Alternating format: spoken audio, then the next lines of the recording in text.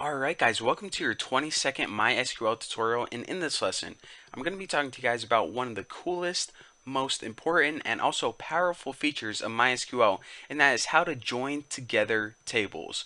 So let's go ahead and take a look at our tables we have so far. We have a customers table, which pretty much all the users of the website, this is their personal information, and also an items table, because remember, our website was kind of like eBay, where the user can list an item and other people can bid on it. So check it out. What if our boss comes in and he's like, Bucky, these items, you're doing a pretty good job on these. You have the name of the item, the cost of the item, the number of bids. That's pretty good information.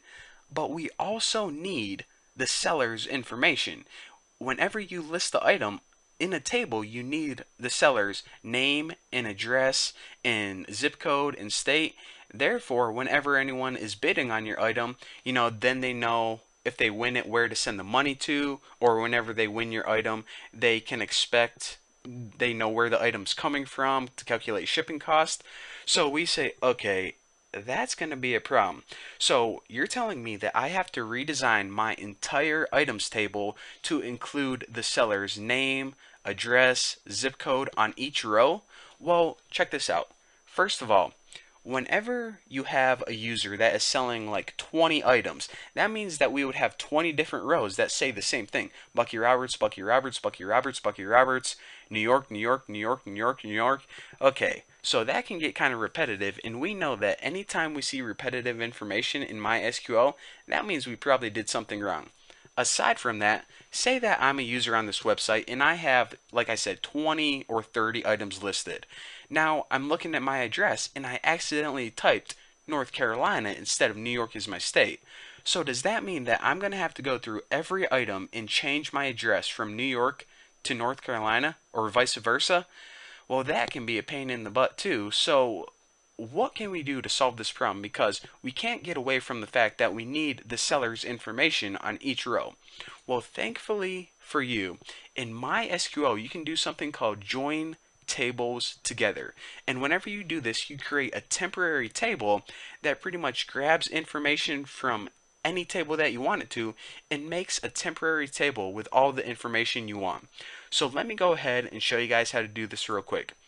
Say our boss says, okay, I won't make you get all this information, but you at least need the customers. And guys, the customer is pretty much like the user. You need the user's ID and the user's name, and you also need the item's name that they're listing and the cost of the item. So for each item, you also need the user's ID and the user's name. And we say, okay, the only problem is some of the information is in our customers table and some of the information is in our items table. So how the heck do we want to do that? Well, check this out.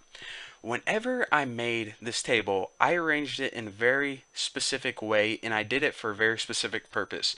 In our items table, we not only have the name of the item and the price of that item, but we also have the ID number of who listed that item. So for example, the seller ID of this used diaper for my sister is 1. So therefore, we know that in our customers table, whoever has the ID of 1, that's who's selling the used diaper, who happens to be me, who lives at Hungerford Ave, Adams, New York, 13605. So that way, instead of having to type all the other information, we can just reference their ID number, and then you can hop over to the customers table and say, hey, that ID number is this person, or the person who's selling that car is Cynthia because her seller ID was 6. But how do we take this information and combine it into a new table? Well, in order to do that, I'll show you. Go ahead and use your select statement just like before, and what you need to do is you need to type the name of the columns that you want to use from each table. But check this out. In customers, we have a column named ID. Okay, that's nice. Why are you telling me this? Well, in items, we also have a column named ID. Okay, so that can get kind of confusing whenever you're typing in MySQL and you say select ID. MySQL is going to look at you and be like, hey, what ID do you want me to select? The customer's ID or the item's ID? And order to do this, we need to use fully qualified names. So remember, customers dot ID means, okay, select the ID column from the customers table. We also want to select the customer's name from the, the name from the customers table, because remember, name exists both in items and customers. So now what we want to do is we want to select two more columns. Our boss said items name and items cost. So now we selected 4 columns that we want to make up our brand new table that our boss required. So now we add a from and we say, okay, these are the columns. Now what tables is this information coming from? The customers tables and the items tables. Now whenever you are making a join, just go ahead and list all of the tables that you want to join and separate them with a comma, but make sure not to put a comma after the last one. Now, after this, you need to add a where clause. And this where clause is basically saying, okay, how are these tables related? Well, they're related because the customer's ID is equal to the seller ID. Now, by default, MySQL doesn't know that the seller ID in items is actually the ID number of the customers. So that's pretty much the heart of this query. That's where we need to tell it how and where the tables are related. They're related right here. So now I'm just going to add a simple order clause, order by customers ID. Now let me just go ahead and copy this in case I have an error, run this baby, and check it out.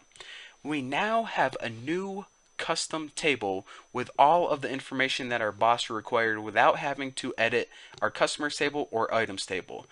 For each of the sellers, we listed their ID number. My ID number was number 1, the name of the sellers, and these 2 bits of information are from the customers table. Now these last 2 columns of information are from the items table. For each of the sellers, we listed the items they're selling and also the cost of the item. So now check this out. Instead of going into our items table and having to write Bucky Roberts for all my items, and then in case we need to edit my name, we don't need to edit that 10 or 20 or 50 times for each item. The only thing we need to do is hop over to this customers table and say, okay, I'm just going to edit this once, and there you go. So it's a whole lot easier. And like I said, anytime you are working with joining tables in MySQL, what you do is you go ahead and you select all of the columns that you want to use in your new table, and make sure to use the fully qualified names so MySQL doesn't get confused. And then you write from and select what are the original tables that you're selecting those columns from. Next, you write your where clause, and your where clause is basically how your tables are related. What do they have in common? And also, if you want to order by them, just organize them in any fashion. You can sort them with an order by clause. I decided to order mine by customers ID. So there you go. I can't even talk now. I talked a lot during this tutorial. I might be running out of time, but there you go. There is your simple tutorial on how to join tables. And in the next lesson, I'm going to be showing you guys an alternative syntax that may be a little easier. But anyways, thank you guys for watching. Don't forget to subscribe, and I'll see you guys in the next video.